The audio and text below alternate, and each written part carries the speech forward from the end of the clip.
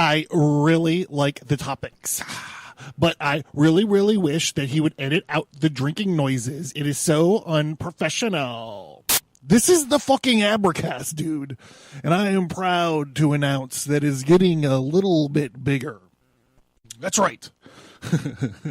Starting March 3rd, we are launching a limited series called The American Sermon. It's the occult foundation of the United States, where we are going to be looking at some of this weird, offbeat, and sinister bullshit tied to the creation of the United States. I am so excited for this. I've been working on it for like a month and a half so far.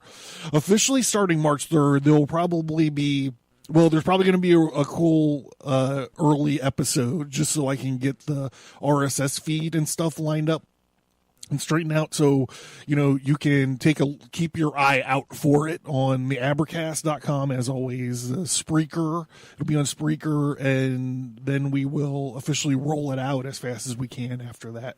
But yeah, keep your eye out for it.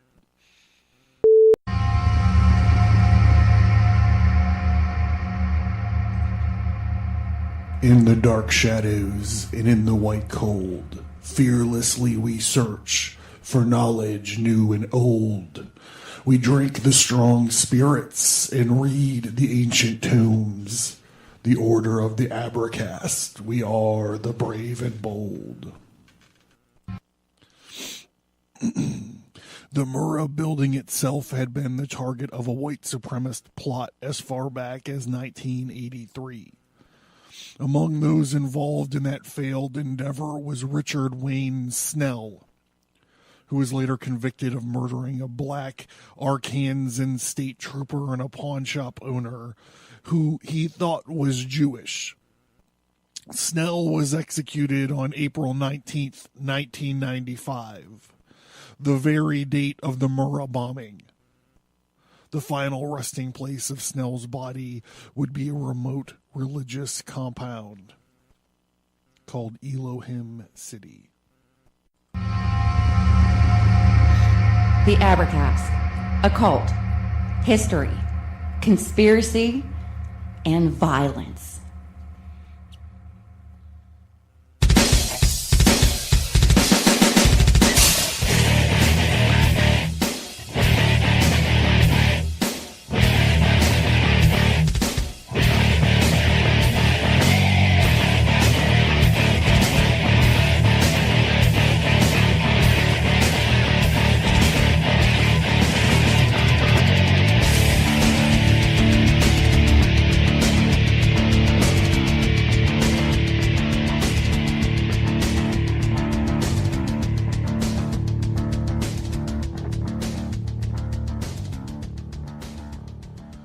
All right, welcome everybody. This is John. I'll be your. God, I don't know. I shouldn't probably. Okay, I'm your home slicer this evening, John Towers. This is the Abracast. Thank you guys for tuning in. Appreciate it, and thank you for the support. So we're gonna jump right in here. I'd like to invite you all to charge your glass or your jar, whatever you have handy. We have to adhere to the formula for your weapon of mass distraction. So you know how it goes by now. So go ahead and get it ready in here. I lift this jar to you, my friends. Thank you. I'm decked out. I've done some work in the studio. I got like a nice, cool new vibe in here. I'm pretty excited about it. It makes me feel all like I need to be intimate with myself or something. All right. So, all right, let's get into it, right? We have a lot of ground to cover tonight and a lot of ins and outs. A lot of ducking when you should have been weaving, or weaving when you should have been ducking. In the late 90s, or late 80s, early 90s, maybe starting with George H.W. Bush. May God have mercy on his soul. George H.W. Bush's whole New World Order business or whatever. I remember being plugged into this Christian evangelical movement in those days. I've talked about it on the podcast multiple times. I was raised I spent the least amount of time with my parents had what's it called? I spent most of the time with my dad, but I got every other weekend with my mom, and I got a couple weeks in the summer with my mom, and every other holiday or something like that, right? So even though I spent most of the time with my dad, he was a non-practicing Catholic, and my mother was an over-practicing Southern Baptist. And so I've talked about like the different I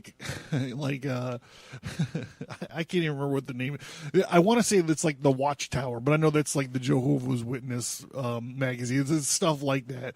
I remember being obsessed with Jack Chick tracts. Do you guys know what those are? I remember being obsessed with Jack Chick tracts. I would go to the lobby of the church and see if there was any new ones all the time. I mean, I knew, like, I would probably squirrel around and find them in the basement or whatever, but I never did that. The church I went to is pretty cool. So there was a nursery in it behind the dunk tank. And the nursery actually had a secret tunnel in it. It was once part of the Underground Railroad. It's a pretty fucking fly church. Let's see what the fuck it was called. You can Google search it. I'm sure it's still around in some form. It was called the New Life Baptist Church in Elyria, Ohio. Yeah, I don't know if you can find anything about that secret passage or the secret tunnel, or it always reminded me of the secret cargo compartment, the smuggling compartment in the Millennium Falcon from A New Hope. That's what it always reminded me of. Okay, here we go. It started off with a giant fucking swerve. Okay, so I remember being in this movement in those days, and they were teaching us. If they weren't teaching us, they were teaching friends of mine who went to Christian school that, we were all going to get barcodes tattooed onto our hands, and it's going to be the mark of the beast, and the Antichrist would run the coming new world order. So to me, it all seemed like this New World Order thing was sort of the reason for all this. It's just like today. It's a lot like today, except instead of tattoo barcodes, we have smartphones that just tracks everything. And instead of the Antichrist in the UN, we have, Democrats. So before I get any further into this, I got to remember to say that I'm not defending any militias, any of these, what they call extreme right-wing movements, or very specifically any kind of racism. That's not what we're doing here. We're trying to take a cold, hard look at this specific thing that we're going to talk about real quick. In my brain, this whole thing kind of rose up from this New World Order speech, because that was my worldview. Probably a lot of podcasts you guys listen to that deal with history, or like even just as far back as the 80s or 90s, these people weren't alive when what they're talking about happened. Well, I was alive when all of this happened. And so my worldview was George H.W. Bush said, it's a new world order on TV, and all hell broke loose after that in the responsible adults that that were like taking care of me at least every other weekend and every other holiday and a couple weeks during the summer. I remember this being a giant deal. So, because I was like, maybe I don't have the biggest grasp on how this all went down, I was responsible, and I went ahead and I dug up some data on it. So this is coming from an article called Patriot Games, how the FBI spent a decade hunting white supremacists and missed Timothy McVeigh by this guy named GM Berger. And this specific version was published April 18th, 2012. However, you can find versions of this going very far back. I want to say at least until the early 2000s. So this is something that he's kept up on and has been chipping away at. Just to be safe, I'll say 2007, but I believe it goes back farther than that. But I didn't jot it down. I don't have it or whatever. Okay, anyhow. In 1990, the FBI began picking up on rumors about an effort to reconstitute a notorious terrorist criminal gang known as the Order. We're going to skip ahead. During the 1980s, extremists began robbing banks in armored cars, stealing and counterfeiting millions of dollars and distributing some of the money to racist extremist causes. Less than 10% of this money that was stolen by the Order was ever recovered, and investigators feared members of the group who were still at large would use it to further a campaign of terrorism. Starting in April 1991, 3 FBI agents posed as members of an invented racist militia group called the Veterans Aryan Movement. Remember, this is 91. This is still Herbert Walker.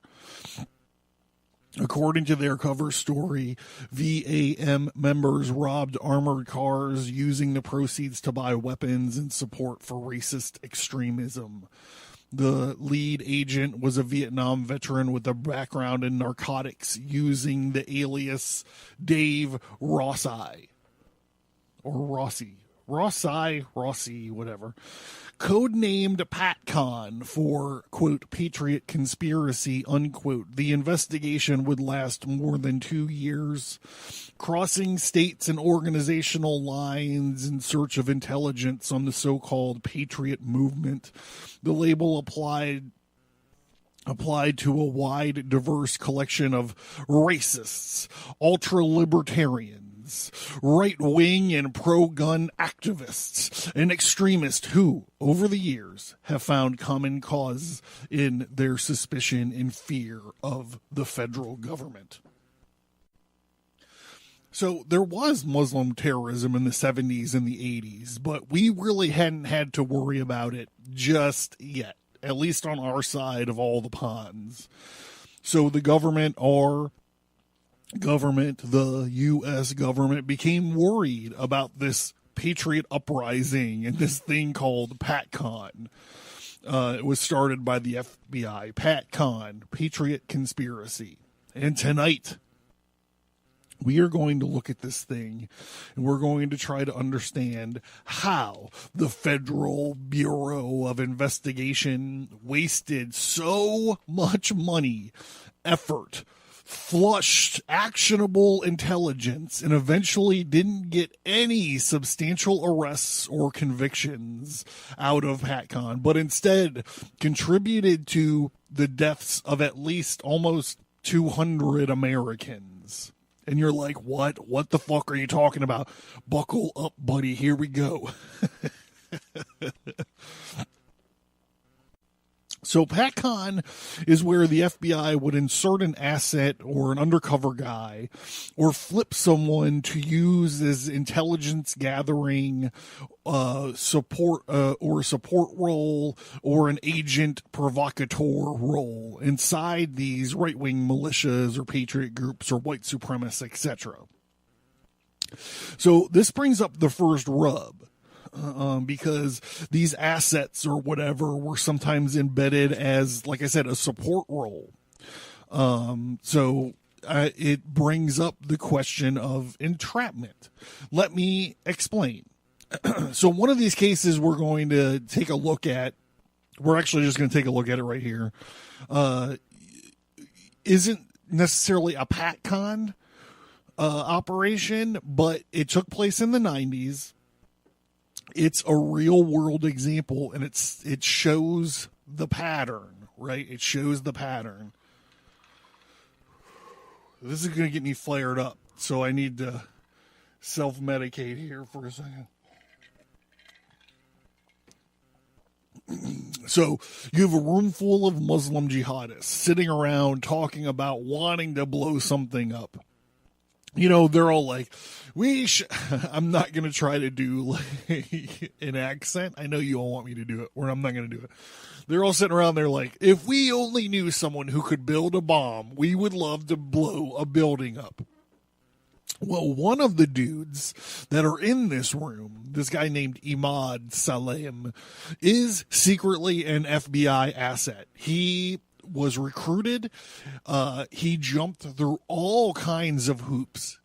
He spent tons of time waiting, protesting with them to get recruited into their cell, and it all worked. It all worked brilliantly. Up until this guy is secretly an FBI asset. And he says to these jihadis that are in this room, and he's like, hey, you guys want to blow up a building? Guess what? I know how to build a bomb, and I know how to get all the supplies. I know where to get them, and I know how to get all of the equipment that I would need to do it. Unquote. Just for the sake of any law students out there, those weren't real quotes. This is a fictionalized account of what happened, slightly. And these jihadists would then start planning and scheming to blow up a building because, hey, they know a guy who knows how to get all the stuff, and they know and knows where to get it and knows how to assemble a bomb. So they start fucking making a plan up because this guy's like, I know how to do it. Is that entrapment? If they go on and they get arrested for plotting and planning to blow up a building, is that entrapment? I don't know. Let's take a further look, shall we? They couldn't do it without this FBI guy actually getting the stuff and assembling it for them. There's actually reports, and he talks about this in some interviews, that they actually gave him inert material to build the bomb. They gave Ahmad Salem the equipment to build. They got him inert equipment to build this bomb that would pass a smell test. You know, not literally a smell test, but like a test, like anyone who would ever, you know what I mean? It's a proximity. The actual case is far more complicated. I understand it is. It's far more complicated than that. But after this plan was set in motion and the FBI lost control of their asset, and instead of the FBI taking all of the info, all of the recordings, all the plans, all the logistics, and all that, they knew from their inside dude and arrests some of these would-be bombers. What'd they do? Nothing. They did nothing. Some could say that they kicked this plot off and then retreated into irresponsibility. When these dudes found another bomb maker, no one knew about it because they basically fired Imad Salem. They didn't fire him, they just let him go. Their inside dude, they just let him walk away. And it's stupid because the thing was the guy was ex-Egyptian military. And when the Egyptian president got assassinated on his watch, he bolted and he came to America. And he still had family in Egypt. So one of his conditions was that he would not wear a wire, right? So there's plenty of information out there of him talking about, look, I'll do whatever you want. I just can't wear a wire because I still have family in Egypt, and that would expose them. Right. But these guys instead, they just let this dude leave. He was like, I'm not wearing a wire. If you force me to wear a wire, I'm just leaving. He wasn't on the hook for anything. And these guys, they went on and they bombed the World Trade Center in 1993, killing 6 people and injuring thousands. And the second it happened, all the FBI guys involved, Ahmad Salem, who was involved, went, that was it. That was our cell that we lost control of. They didn't swoop in and arrest them when Salim left. They didn't do anything. You know, any of you guys that listen to the podcast long enough, you know, like you need violence of action. If you have no action, you're in trouble, unless it's about government gridlock. Gridlock's good. You can speculate or debate all day long about this terrorist attack, but if you factor in Ahmad Salim and the FBI's, I don't know what you would call participation and their incompetence, some of us, even the most skeptical among us, might be left with the idea or the question, did they, meaning the FBI, make this happen? Did they, meaning the FBI, let this happen? I know you're like, this is not a PatCon. And I know, by definition, the World Trade Center 93 attack isn't a PatCon. I know that, but I'm using it, like I said, to set the table and to establish the pattern. And to talk more about, and to talk a little bit more, to talk about entrapment. If you are interested in this World Trade Center 93 business, check out check out all of the 9/11 in context episodes I did quite a while back. PatCon, more entrapment gone bad stories. So as far back as the Waco episode we did, the Waco Massacre, Guns, God, and Government, I think it was called. I've been threatening to do a Ruby Ridge episode. Well, I threatened to do it around that time, and then I just never got around to do it. And then I also talked about doing an Oklahoma City bombing episode. These three things were probably the most informative to me about the level of...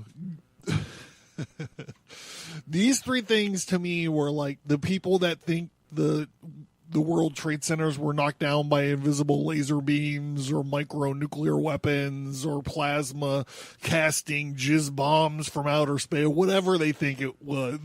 And they were always like, well, 9/11 was, you know, really what made me open up my eyes.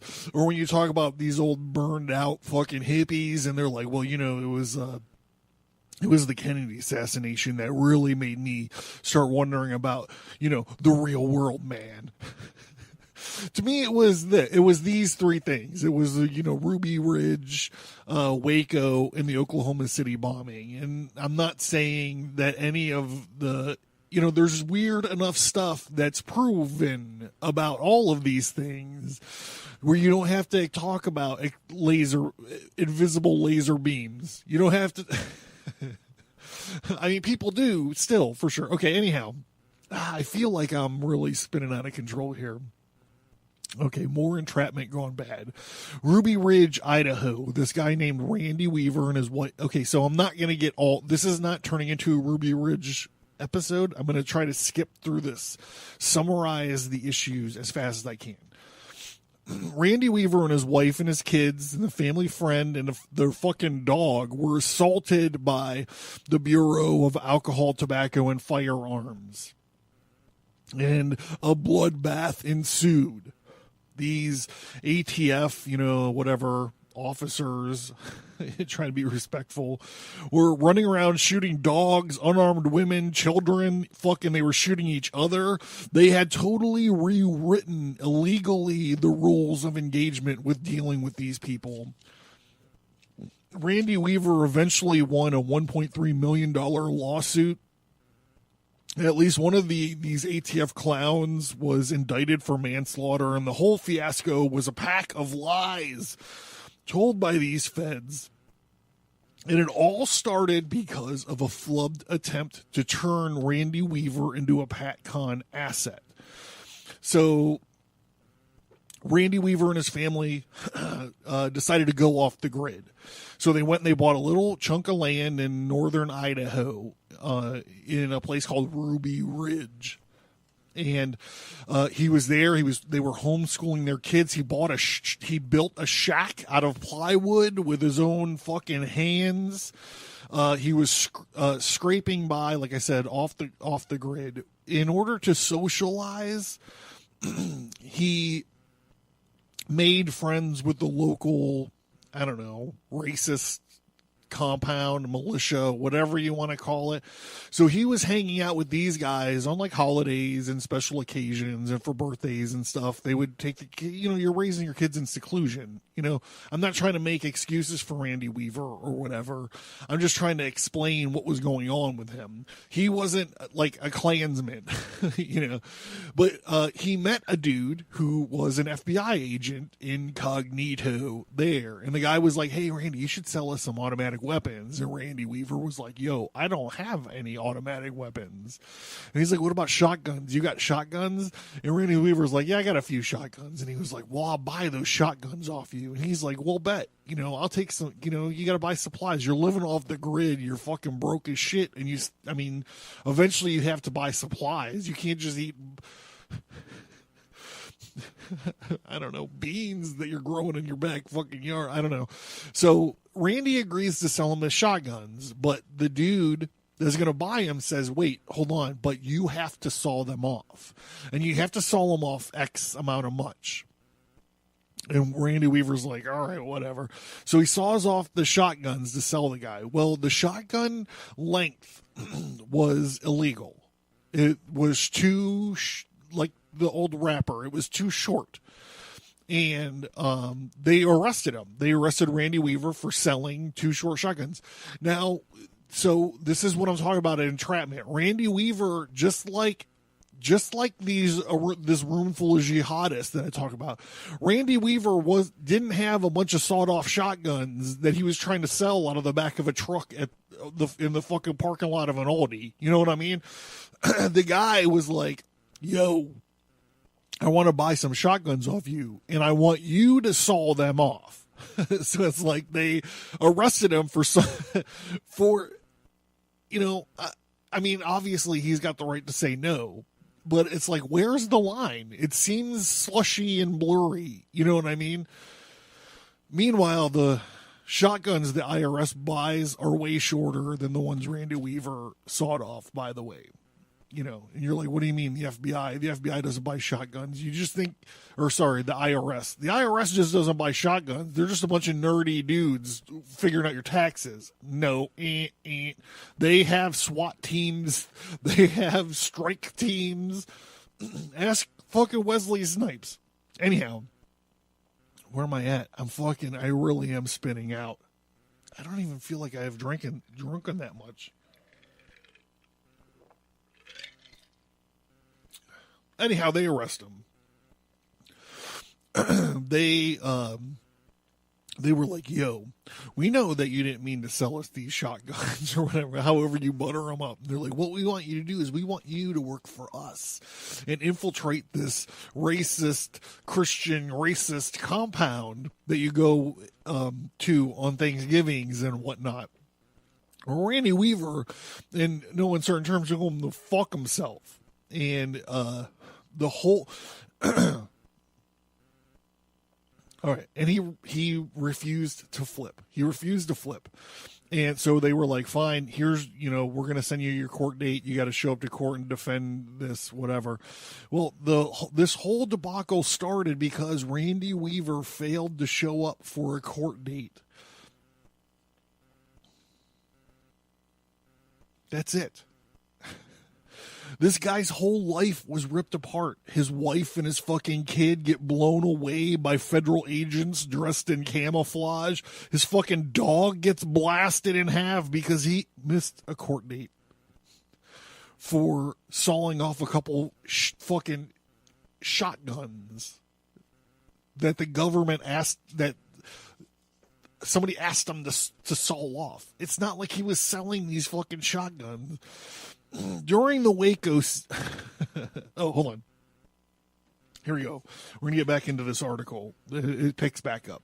This is Patriot Games, How the FBI Spent a Decade Hunting White Supremacists and Missed Timothy McVeigh. by J.M. Berger. Here we go. Among the many enraged by Ruby Ridge was McVeigh, who was living in his hometown near Buffalo at the time.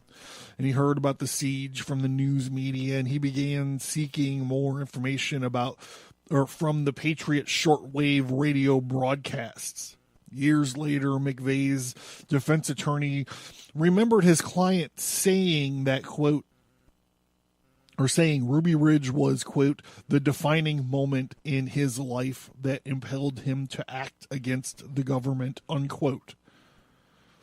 So think of the ramifications of that. Think if I don't say anything else in the rest of this podcast.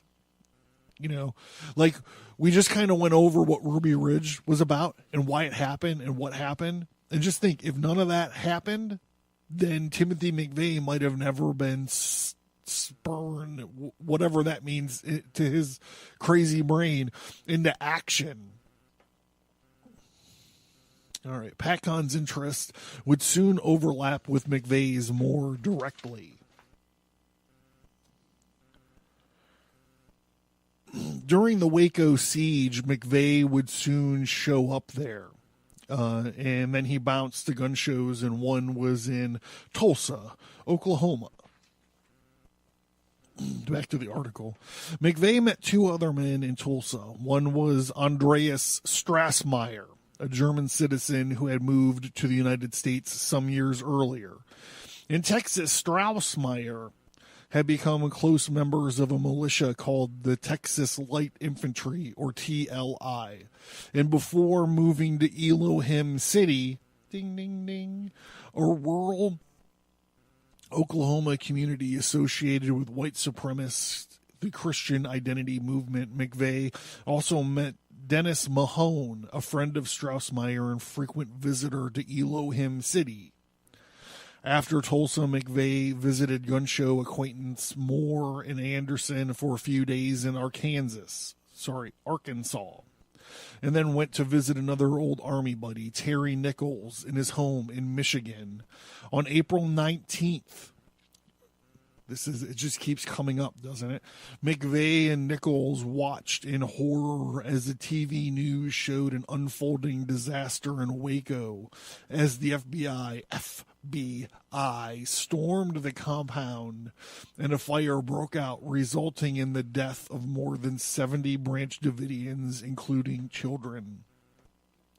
The sight further hardened McVeigh's resolve to act against the government. He would carry out his bombing exactly 2 years later. Skipping ahead a little bit, McVeigh marched steadily towards the completion of his own plot in the days before the Oklahoma City bombing. McVeigh placed calls to two former members of the Texas Light Infantry. On April 5th, 1995, McVeigh called Elohim City, ding, ding, ding, apparently trying to reach Strassmeyer. And Strassmeyer did not respond to the request for an interview, but he has repeatedly denied any contact with McVeigh after the 93 meeting in Tulsa. On April 18th, Dave Holloway, a former member of the TLI and friend of Louis Beam, who was this infamous racist militia guy, was at his workplace, the Cause Foundation, when he received a call from a man he did not identify, but himself was later determined to be Timothy McVeigh.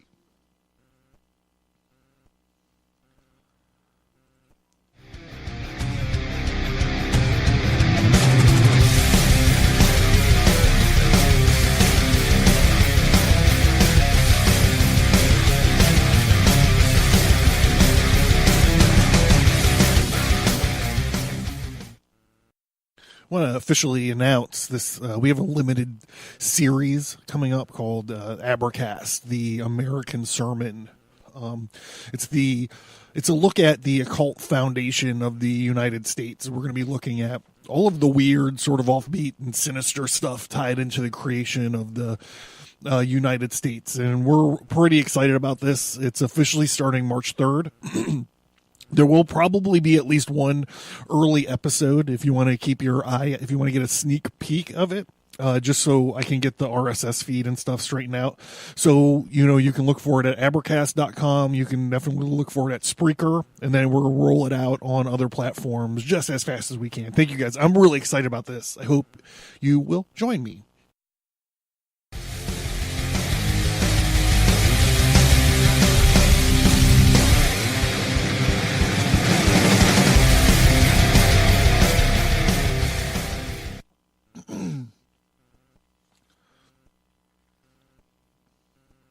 So we start seeing this Elohim City popping up here and there and everywhere and more.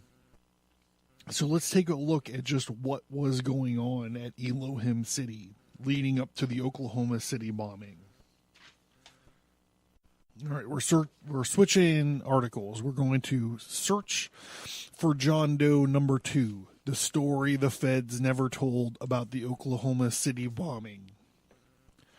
Federal officials insist that the Oklahoma City bombing case was solved a decade ago. This was written in 2007. But a Salt Lake City lawyer in search for his brother's killer has dug up some remarkable clues on a cross-dressing bank robber, the FBI, and the mysterious third man. This is written by Jim Ridgeway, July 2007.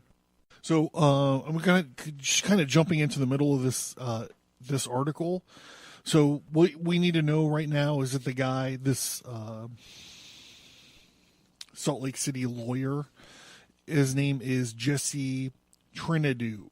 So we're when they start dropping his name, that's what's going on. Jesse Trinidou's brother was murdered in Oklahoma prison transfer facility, and Jesse Trinidou is trying to figure out why. And if you're listening to this, but you didn't listen to the last episode, which I'm not exactly sure what it's going to wind up being called, but it's like Oklahoma City bombing, search for John Doe number 2. It's something like that. It gets in depth with that. But I just need to let you know what's going on. So as I get into this article with this specific topic, where we're standing. And we're going to pick it up at a place that's familiar to us. For those seeking evidence of a wider conspiracy in the bombing and the federal government's missed opportunities to crack it, all roads lead to Elohim City. The place was not much to look at, a clutch of small buildings in the Ozark Mountains in the eastern Oklahoma. Elohim City inhabitants were followers of the late Robert Miller, who taught a doctrine known as Christian identity, which holds that black and brown people and other non-whites are mud people. The community was patriarchal and polygamous, with residents, including children, trained in the use of weapons by a visitor they called Andy the German, or Andreas Straussmeyer, a former German military officer. For many years, Elohim City served as a sort of extremist sanctuary. Members of the Aryan nations came through. Skinhead bands made visits. Young recruits showed up at the gates. Dennis Mahone, if you remember from the last article, was a known associate of Timothy McVeigh. Dennis Mahone, a former Klansman who had become the leader of a white Aryan resistance, had a trailer there and participated in Andy the German's guerrilla warfare training in the early 1990s, a burgeoning militia movement which helped inspire McVeigh and Nichols became part of the mix. Also drifting in and out of Elohim City were various informants. Now this is key. Internal FBI memos suggest that the Southern Poverty Law Center, which tracks the far right, had a source in there whose tips were passed to law enforcement.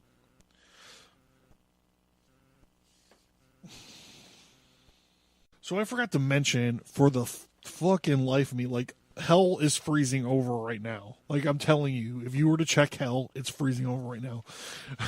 Here on the Abercast, we are using Mother Jones as a as a reference in these articles.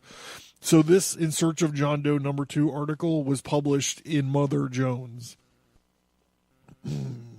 So, I mean, that's really chapping my ass, but I gotta keep going, I guess.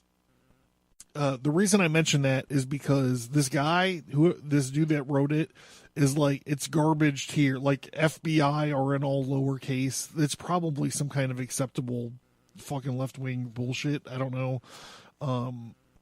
Yeah, but I mean, it's like his whatever. God damn it.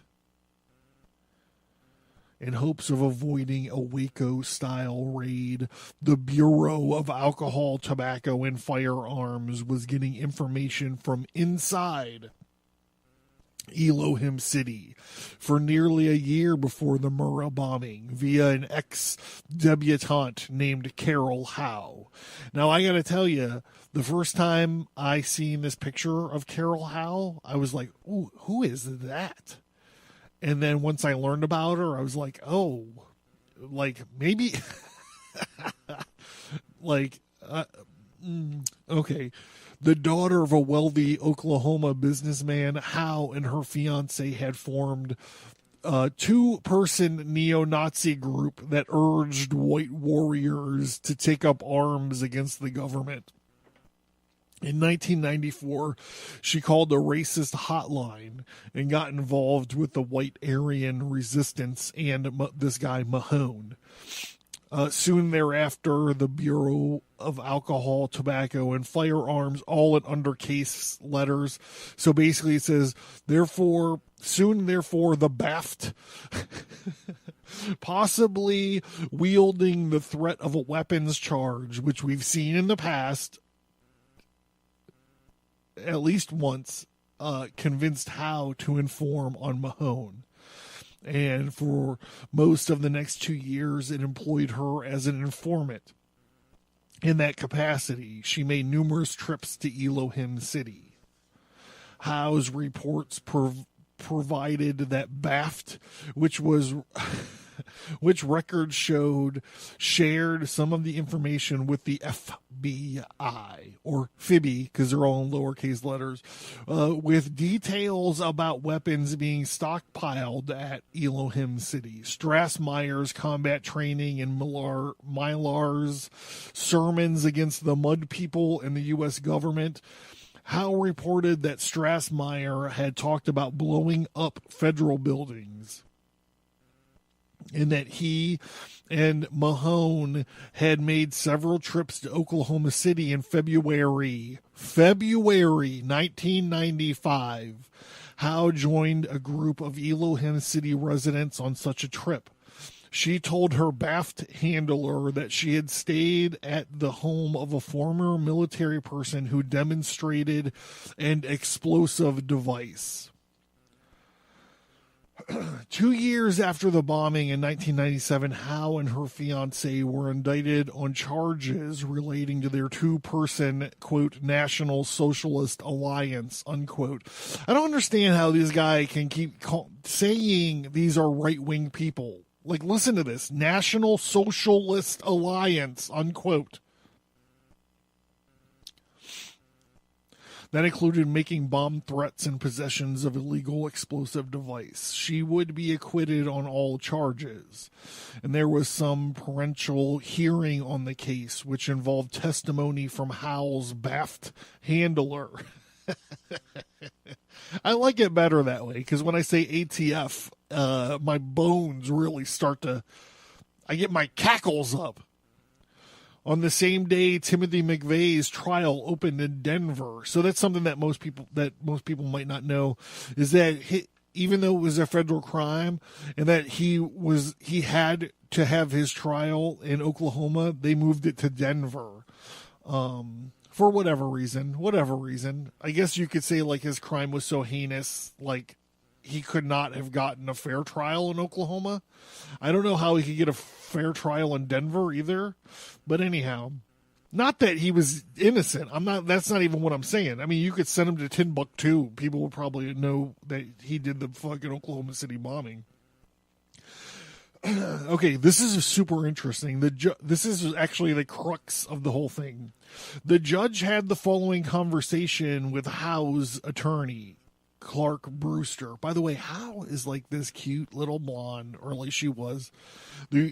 She did have a swastika tattoo, which is unfortunate. And, you know, she's a socialist, so that also is bad news. So my crush with her lasted a very short amount of time. And I know people are like, well, we know about you and Germans. And I'm like, nah.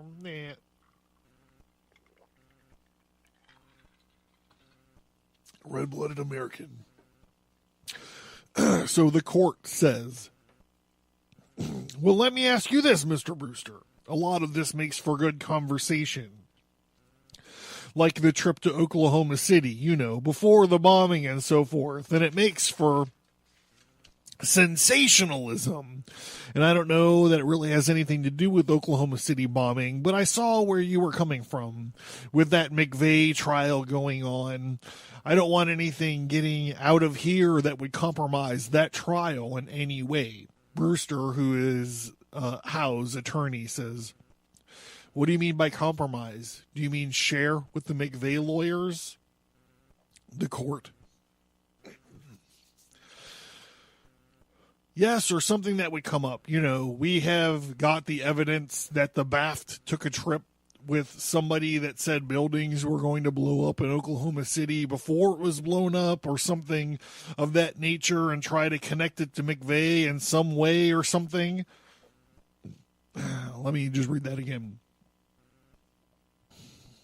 The Bureau of Alcohol, Tobacco, and Firearms took a trip with someone that said buildings were going to blow up in Oklahoma City before it was blown up, or something of that nature, and try to connect it to McVeigh in some way or something.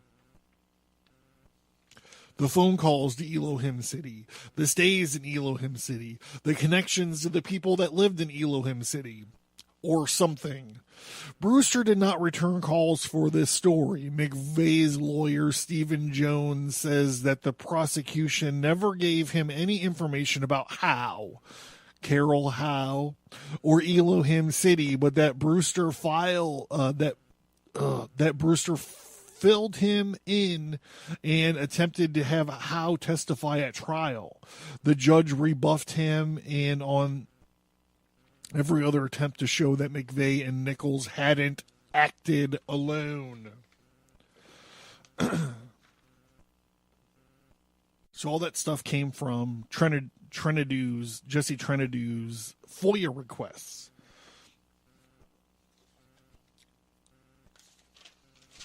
All right, here we go. We're going to get in the last bit of this, still from the same article. A source from the Phoebe passed Jesse Trenadue two heavily redacted memos indicating that more than a year after Oklahoma City, the Bureau had been investigating a link between the bombers and bank Richard Guthrie's ARA, a connection that ran through Elohim City. ARA is the Aryan Republic Army, or the Aryan Republican Army. I can't remember, and I don't think it makes that much of a difference. But if someone from the ARA is listening, they'd be like, oh, motherfucker, it's the Aryan Republican Army, not the Aryan Republic Army. It's probably a big deal to them. They're splinter groups. It's a splinter.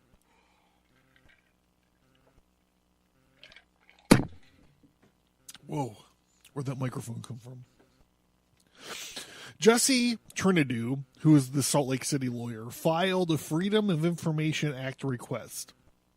and then a lawsuit for documents containing information on these connections. And the Bureau, after first claiming that it had none, finally produced 25 documents comprising of 150 pages, many of them heavily redacted.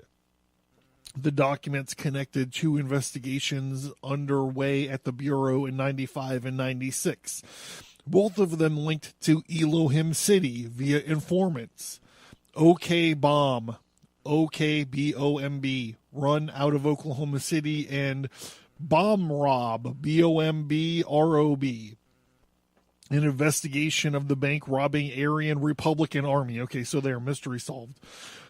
One of the memos, dated August 23, 1996, some 16 months after the bombing, sent from FBI headquarters in Washington to Bomb Rob investigation, it read, quote, information has been developed that name redacted were at the home of name redacted Elohim City, Oklahoma, 4/5/95. It's a few days before the bombing, when OK Bomb subject Timothy McVeigh placed a telephone call to redacted. Why is it redacted? We know who it is. Residents on 4/15/95. A telephone call was placed from redacted residents to redacted residents in Philadelphia division. Now, if you listen to the episode that preceded this, we know that that's Richard Lee Guthrie. Or if that one wasn't, this one is.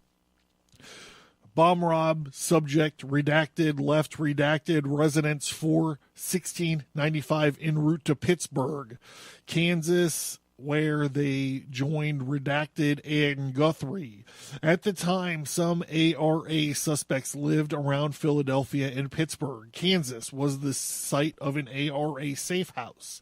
The documents make clear that the Bureau was interested in communication between McVeigh and the ARA immediately before the bombing, and Guthrie himself was in Pittsburgh, some 200 miles from Oklahoma City, 3 days before the attack.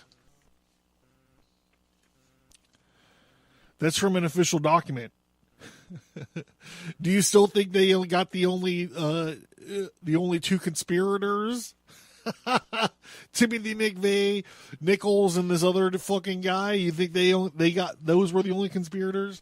In addition, the memos indicate that the FBI received reports McVeigh calling and possibly visiting Elohim City before the bombing, at one point seeking, quote, to recruit a second conspirator. The documents also have one source reporting that McVeigh had a, quote, lengthy relationship, unquote, with someone at Elohim City that he called the person just 2 days before the bombing. We know who this is.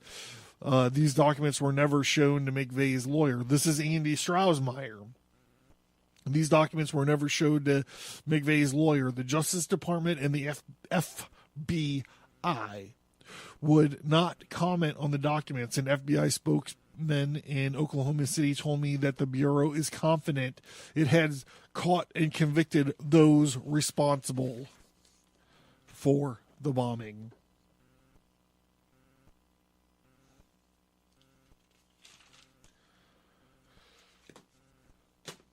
So what do you think? What do you think, bros? What do you think about all this? I'm John Towers. This has been the Abercast. Thank you for tuning in. Hey, bros, don't forget the American Sermon is starting on March 3rd. It's the limited series that we're going to be looking at the occult foundation of the United States. There will be an early episode up before that, like an episode 0, at least one of them, just so I can get the RSS feed and stuff straightened out. So if you're hawk-eyed and you're looking for it, they give you something to look for. Let's not forget to go to abercast.com. The feature topic links, they're all broke down nice and easy there, searchable, so you can find the shit that you like. Also, social media links are down at the bottom. Let me know what you think about tonight's show. There's also a mailing list for bonus content this month. The download is a fun Lesser Key of Solomon worksheet. It is pretty fun. It's pretty fun. So 5-star reviews, guys. 5-star reviews. Don't leave leave me some bullshit review telling me to edit my show. Just find something else to listen to.